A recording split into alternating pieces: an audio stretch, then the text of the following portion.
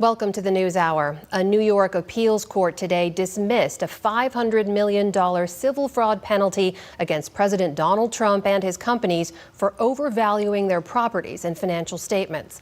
In the ruling, the judges upheld the fraud judgment, but said, quote, the $500 million to the state of New York is an excessive fine that violates the Eighth Amendment of the United States Constitution. The case centers on allegations that Mr. Trump misled banks and insurers by inflating or deflating the value of his assets when it suited him and exaggerated his net worth by billions of dollars.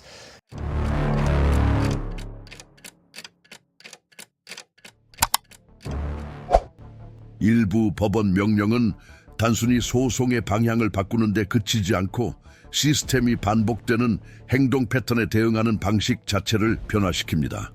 12월 22일 뉴욕주 대법원 심리에서 사전 통보나 단계적 이행 일정 없이 즉각적인 법원 명령이 내려졌다. 담당 판사는 도널드 트럼프 대통령에 대한 3억 9,400만 달러의 민사 벌금 전액을 분할 없이 일괄 지급하도록 결정했다. 이 결정은 심리가 시작되자마자 통보되어 이행 일정 논의나 협상 가능성, 재산 중재 방안 등을 논의할 것으로 기대했던 변호인 측의 예상을 저버렸다. 이 순간부터 이 소송은 단순한 법적 문제를 넘어 사법적 결정을 체계적으로 지연시켜 온 공직자들에 대한 제도적 대응의 전환점을 상징하게 되었다.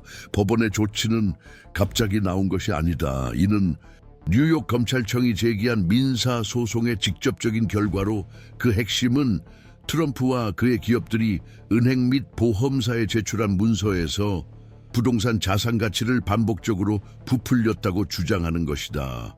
검찰에 따르면 이러한 관행은 현실적인 평가를 바탕으로 부여되지 않았을 계약상 이점과 신용 한도를 얻기 위한 지속적인 자산 왜곡 패턴을 구성했다. 회계 감식, 내부 문서 및 기업 커뮤니케이션 기록으로 뒷받침된 이 주장은 법원이 주 법률에 따라 해당 행위를 사기 행위로 규정하는 근거가 되었다. 완결된 재판 후 1심 판결은 수십억 달러의 벌금 지급뿐만 아니라 트럼프에 대한 직접적인 운영 제한 조치도 부과했습니다. 여기에는 뉴욕에 본사를 둔 기업을 운영하거나 주내 금융기관으로부터 자금을 조달하는 것이 금지되었습니다. 이러한 제한은 항소심에서도 유지되었으며 항소심은 벌금 액수는 감액했으나 판결의 법적 근거는 유지했습니다. 상급심은 사건을 재검토하며 사기 행위가 있었다는 점을 인정하고 검토된 행위가 단순한 실수나 기업적 낙관주의로 분류될 수 없음을 확인했습니다. 재판의 핵심은 채권자들로부터 제도적 이점을 얻기 위해 사용된 문서의 진정성이었습니다. 이러한 배경에서 12월 공판은 중요성을 더했다. 법원은 단계적 협상을 거부함으로써 자신의 권위를 재확인했을 뿐만 아니라 대규모 법률 구조를 활용하는 공인들이 반복적으로 사용하는 연속적 항소와 전략적 지연 전술이 해당 사건에서는 더 이상 용납되지 않을 것임을 분명히 했다. 미국 사법 제도를 관찰하는 이들에게 이 판결은 경제적 권력, 대중적 명성, 장기화된 소송 이력을 모두 갖춘 피고인들을 법원이 다루는 방식에 변화가 있음을 시사한다. 이 사건의 영향은 당시 법정 내에서 벌어진 일에 국한되지 않았다. 이 결정의 즉각적인 효과는 주로 유동성이 낮은 자산으로 구성된 재산 구조에 재정적 긴급성을 도입한 것이었다. 트럼프는 골프장, 호텔, 트럼프 타워 같은 상징적 부동산 등 가치는 높지만 현금화 속도가 느린 부동산 사업의 지분을 보유하고 있다. 이러한 자산들은 특히 단기적으로 그리고 법적 압박 해서는 현금으로 쉽게 전환하기 어렵다. 전문 자문가들은 즉각적인 유동성 부족과 해당 주 은행 접근 차단이 결합되면서 방어 측이 운영상 위험에 처했다고 지적한다. 이용 가능한 신용 대안이 없는 상황에서 명령 이행은 자산의 강제 매각에 직접적으로 의존하게 되며 이는 소유권 평가 계약 유효성에 대한 병행 분쟁을 촉발할 수 있다. 이 사건의 법적 구조 역시 피고 측의 대응을 제한합니다. 벌금을 미래담보나 법정 분할 납부 합의로 전환할 수 있는 다른 관할권과 달리 뉴욕 법원은 직접 집행 모델을 선택했으며 고의적 불이행 상황에 대비한 강제 조치 사용까지 허용했습니다. 이러한 조치에는 재산권 소송에서는 드문 모욕죄에 따른 민사구류 가능성도 포함되는데 피고가 유효한 명령을 반복적으로 이행하지 않을 경우 법적으로 허용됩니다. 이로 인해 사법부가 재판 기능뿐만 아니라 국가적 중요성을 지닌 개인에 대한 직접적 강제권까지 행사하게 되면서 사건은 추가적인 제도적 긴장감을 띠게 되었습니다. 이 사건의 가장 눈에 띄는 전개는 트럼프가 공공 영역에서 차지하는 위상의 재구성이다. 법적으로 확인된 사기 행위의 책임자로 규정되면서 대통령의 기업인 이미지는 공식 기관의 결정에 직면하게 되었으며 이는 재정적 결과뿐만 아니라 평판적 결과도 초래한다. 이러한 지위 변화는 그의 향후 정치적 행보의 타당성이 부분적으로 행정적 역량과 사적 성공이라는 서사 유지에 달려있는 맥락에서 발생한다.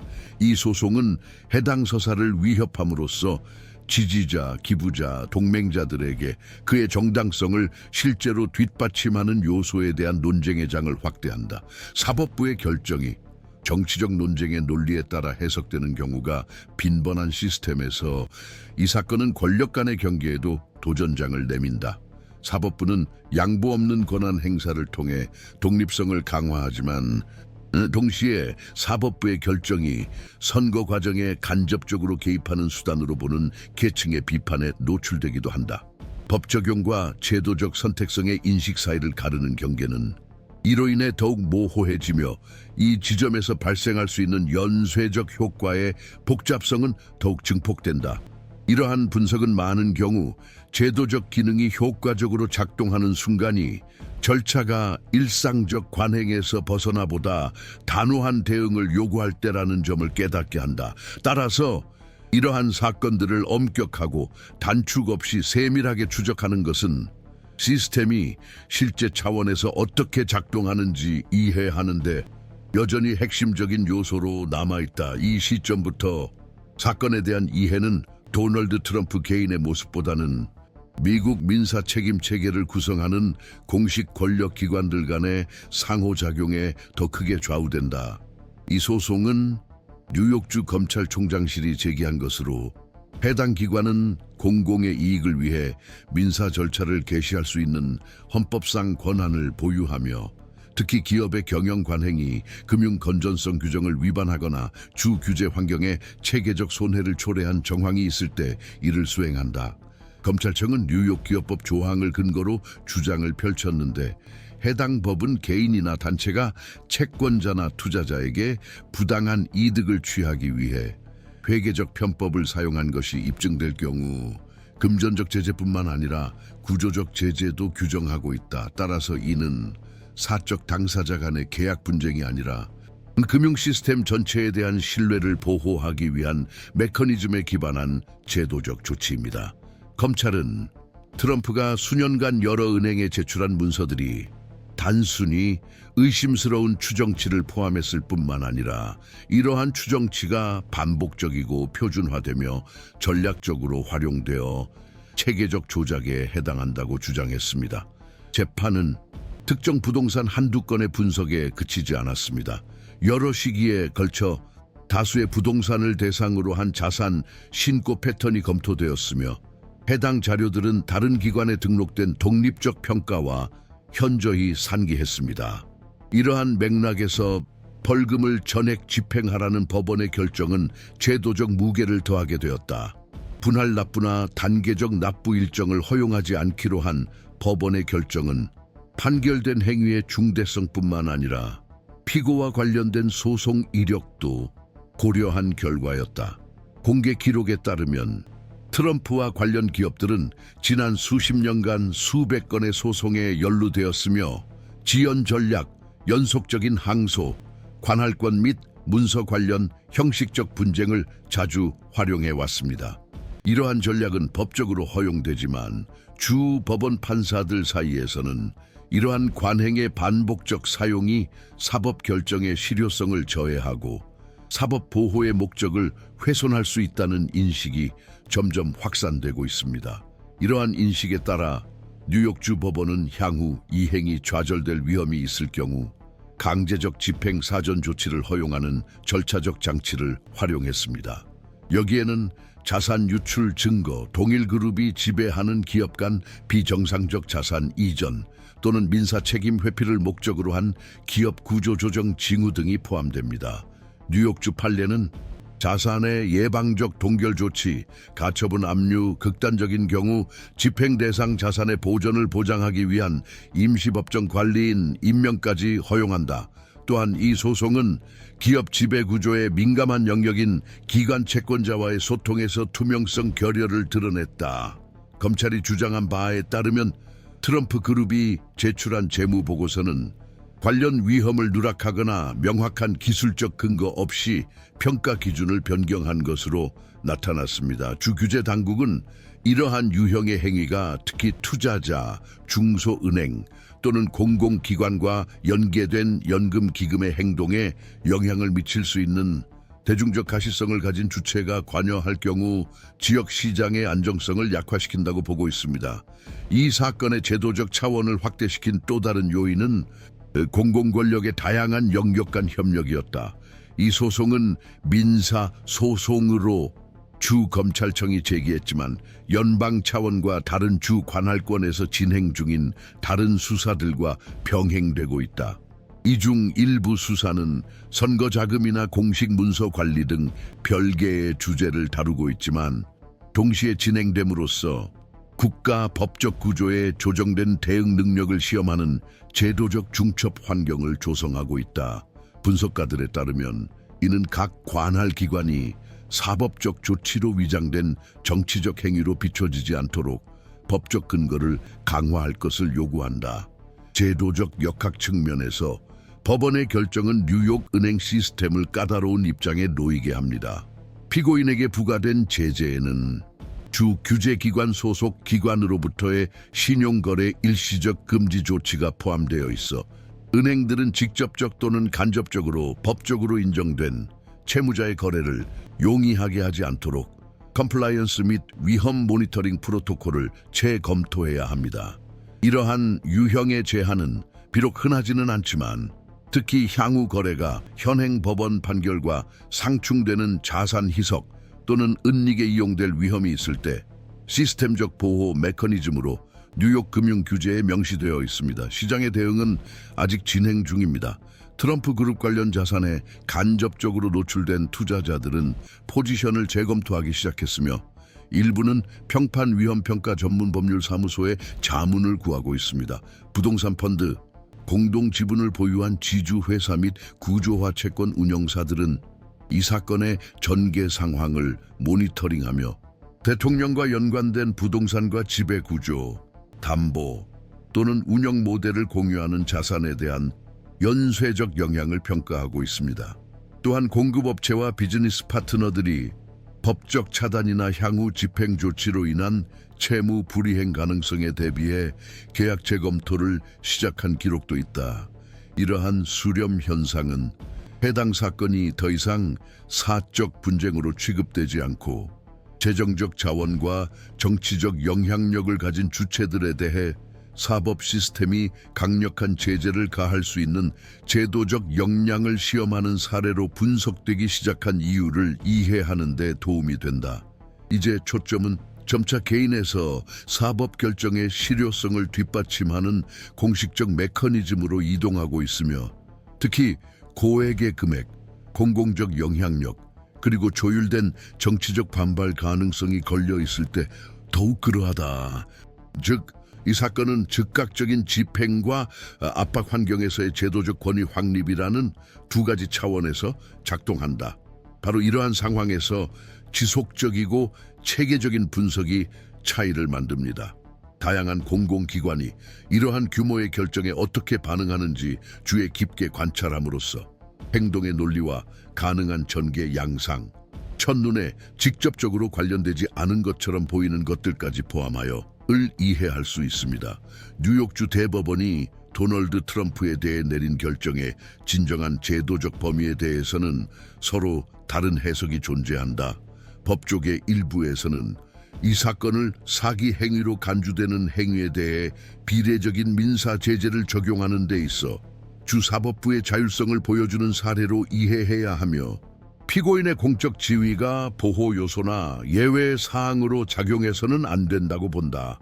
이러한 해석에 따르면 법원은 상급심에서 이미 확정된 판결이 효과적으로 이행되도록 보장하기 위해 마련된 절차를 활용하여 정규 절차 범위 내에서 행동한 것이다. 즉각적인 지급 명령은 이러한 맥락에서 방어와 이해 제기를 위한 공식적 절차가 진행된 장기 소송의 논리적 결과로 보인다.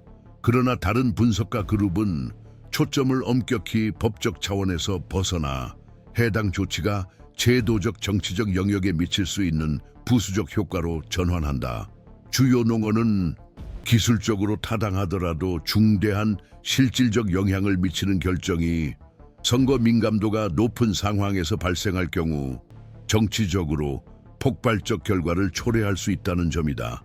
중요한 정치적 사건이 임박한 상황과 피고인의 재정적 불안정 가능성은 해당 결정이 정치적 약화 시도라고 해석될 여지를 만들어 제도적 박해 담론을 부추길 수 있다. 이러한 관점에서 행위의 정당성을 부정하는 것이 아니라 사건의 공적 프레임이 악용될 수 있어 통제하기 어려운 변수와 시스템의 공정성에 대한 인식에 간접적 영향을 미칠 수 있음을 인정하는 것이다. 정치적 전략적 측면에서는 이 사건이 트럼프 주변의 위험 계산을 바꾸는 것으로 해석되기도 한다.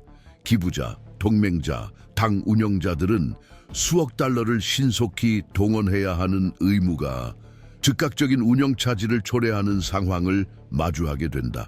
당기 유동성 확보 노력에 신용장벽, 금융기관의 불신, 소송에서 자유로운 자산의 가용성 부족이 더해지면서 행정적, 재정적 결정이 가속화된다. 이러한 환경은 계획의 여지를 줄이고 외부 지원 네트워크에 대한 의존도를 높이며 피고인과 그의 정치적 대응 능력을 뒷받침하는 기관 후원자들 간의 관계를 재구성하는 경향이 있습니다.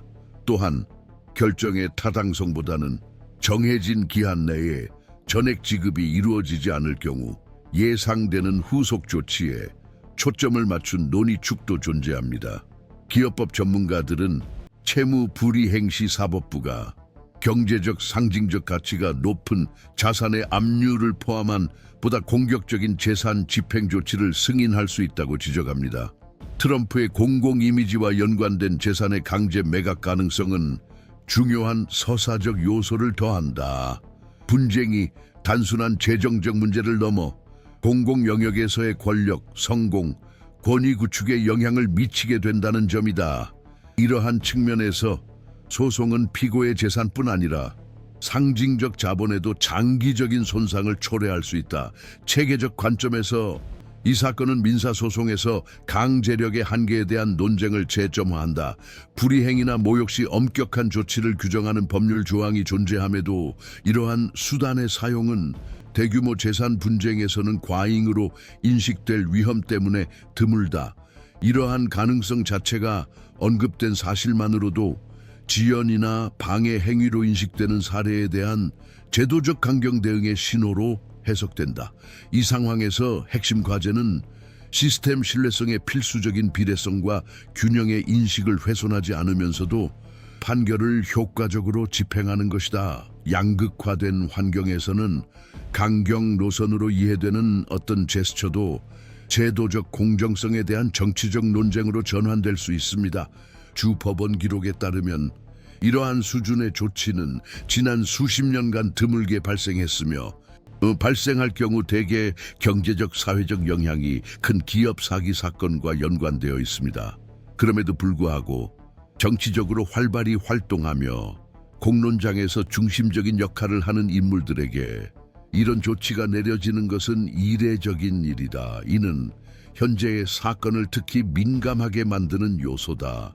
단순히 금융 규모 때문만이 아니라 기술적 판단, 재산 집행, 즉각적인 정치적 파장이 복합적으로 작용하기 때문이다. 이 결정은 법적으로 국한되어 있지만 그 영향은 선거 분야, 자금 조달 생태계, 제도적 정당성에 대한 논쟁을 동시에 가로지릅니다. 법적 측면에서 향후 절차는 변호 측의 전략에 달려 있습니다. 즉시 이행의 형식이나 실행 가능성에 대한 새로운 이의를 제기할 경우 법원이 재논의할 충분한 근거가 있는지 판단해야 합니다. 그러나 전문가들은 이 가능성에 대해 회의적인 시각을 보이고 있다. 판결 자체가 집행 지연 및 차질 위험에 대한 인식에 근거했기 때문이다. 병행 가능한 대안은 사적 협상을 통해 자금을 조달하는 것이다. 투자자, 채권자 또는 지원 네트워크를 동원해 필요한 유동성을 확보하는 방식이다. 그러나 이 경로는 특히 소송과 노출이 있는 환경에서 상당한 양보와 추가 위험을 수반하는 경향이 있다. 정치적으로 이 사건은 여전히 해석 중이다. 지도부와 지지 그룹들은 두 가지 전선 사이에서 움직이고 있다. 즉각적인 영향을 줄이는 것과 이 결정을 캠페인 도구로 활용하는 것, 즉 제도적 엄격함의 증명이나 선택성의 농어로 삼는 것이다. 예측 불가능성은 시스템이 조정기를 겪고 있다는 인상을 강화합니다. 과거의 관용 협상 유예 기준이 더 단호하고 협상 여지가 적은 집행 논리로 대체되고 있는 듯합니다. 이러한 시나리오에서 핵심 요소는 여전히 불확실합니다. 지금까지는 결말에 대한 명확한 길이 없습니다. 모든 것은 방어 측의 실질적 대응, 증가하는 제약 속에서의 재정 동원 능력, 다른 제도적 행위자들의 반응, 그리고 여론이 조치의 정당성을 어떻게 수용하거나 반박할지에 달려 있습니다. 사법부는 행동했지만 그 제스처의 제도적 영향은 아직 진행 중입니다. 바로 이 때문에 향후 움직임을 주의 깊게 관찰하는 것이 제도적 체계가 고강도 사건에 어떻게 반응하는지 이해하는 데 필수적이다. 따라서 우리는 계속해서 면밀히 지켜볼 것이다. 지름길도 약속도 없이 오직 무엇이 걸려 있는지에 대한 일관된 분석만을 바탕으로